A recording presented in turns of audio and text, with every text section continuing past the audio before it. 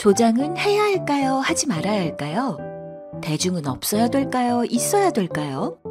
전철은 타는 것일까요? 밟는 것일까요? 요즘은 조별 과제를 많이 합니다. 조를 정하면 항상 조장이 필요하죠. 조장은 아무래도 점수를 더 받을 수 있으니 하는 게 좋은데 일은 안 하고 점수만 더 받기, 즉 꼴만 빨면 미움을 받습니다. 조장은 해야 될까요? 말아야 될까요? 네, 여기서 조장은 조의 우두머리를 말합니다. 그런데 사회 불신을 조장하는 일은 하지 말아야 한다. 사행심을 조장하다. 갈등을 조장하다. 과소비를 조장하다. 이럴 때는 조장하다. 무슨 뜻일까요? 과소비하는 모임에 조장을 하는 걸까요? 조장하다는 바람직하지 않은 일을 부추기다 라는 뜻입니다. 명사인 조장과는 다른 것이죠.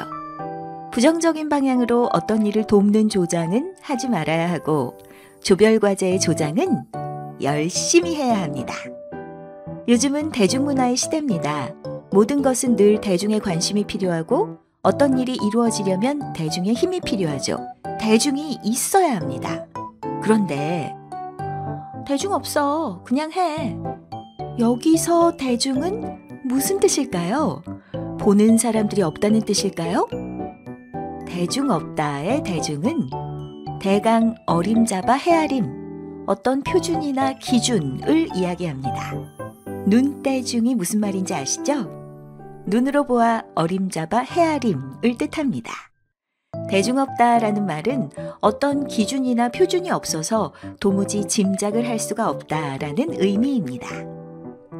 대중교통수단인 전철, 여러분도 많이 타시죠?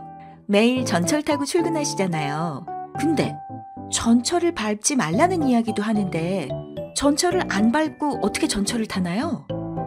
여기서 전철은 교통수단이 아니라 앞에 지나간 수레바퀴 자국이라는 뜻으로 이전 사람의 그릇된 일이나 행동의 자취를 뜻합니다. 흑역사를 따라하지 말라는 뜻이죠. 전철은 되도록 밟지 말아야 하고 전철은 매일 타도 됩니다. 전철을 어느 시간에 타면 앉아서 갈 수 있을까요? 대중 없어요. 항상 사람이 많거든요. 아니, 대중이 이용하는 대중교통 요금은 왜 이렇게 대중 없이 오르는 걸까요? 이런 거 누가 조장하는 건가요?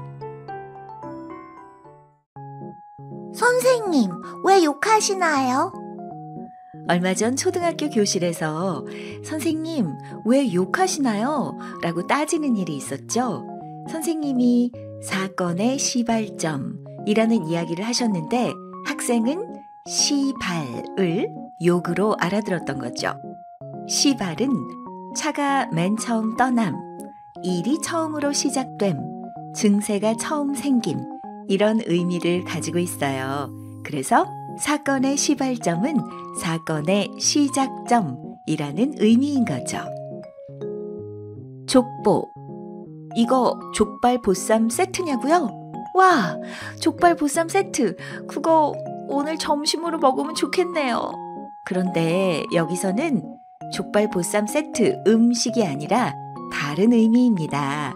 한 가문의 계통과 혈통 관계 혹은 그것을 적어 기록한 책을 의미하죠.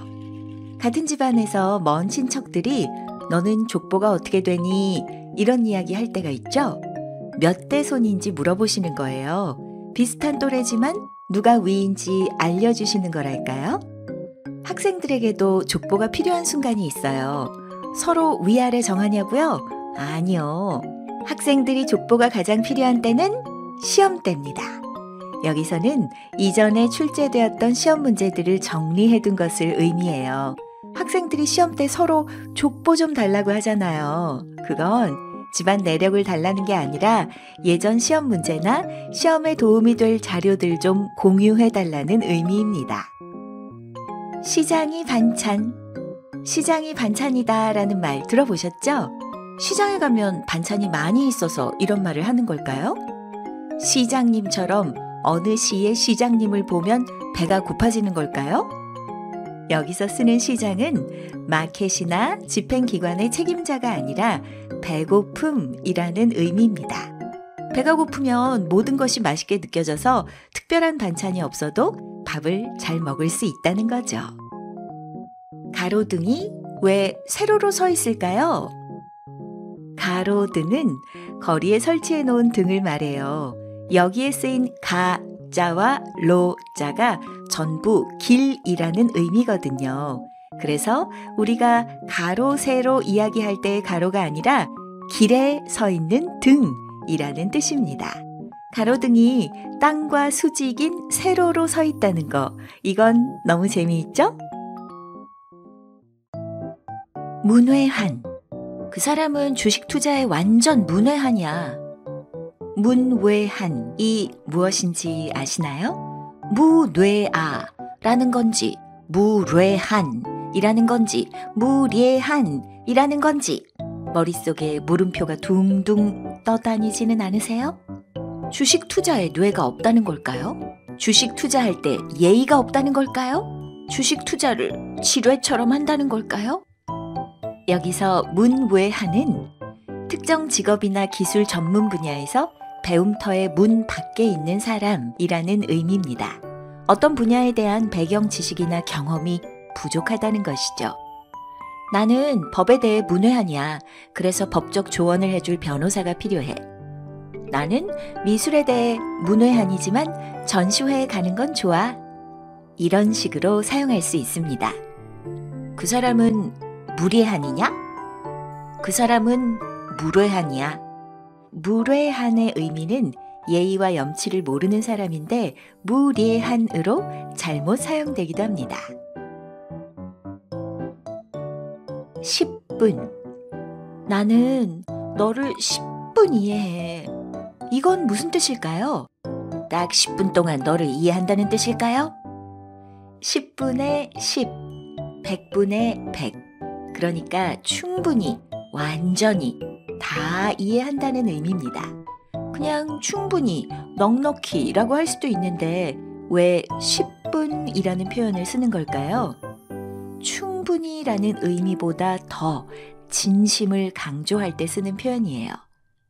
100%. 아시죠? 그런 의미예요. 할 일 없다. 이건 무슨 뜻일까요? 할 일이 없으면 얼마나 좋냐고요? 과연 그런 의미일까요? 할 일 없다는 달리 어떻게 할 도리가 없다는 의미입니다. 할 일 없이 서성이는 학생이라고 하면 할 일 없이 서성이는 게 아니라 달리 어쩔 도리가 없어서 서성이는 학생이라는 뜻이에요. 할 일 없이 떠나는 여행이라고 하면 할 일이 없어서 떠나는 여행이 아니라 어쩔 수 없어서 떠난 여행이라는 거죠. 할 일 없는 처지, 어쩔 수 없는 처지, 할 일 없는 기다림, 달리 어쩔 수 없는 기다림. 꽤 시적인 표현이죠? 왠지 노벨문학상 작가 한강이 사용할 것 같지 않나요?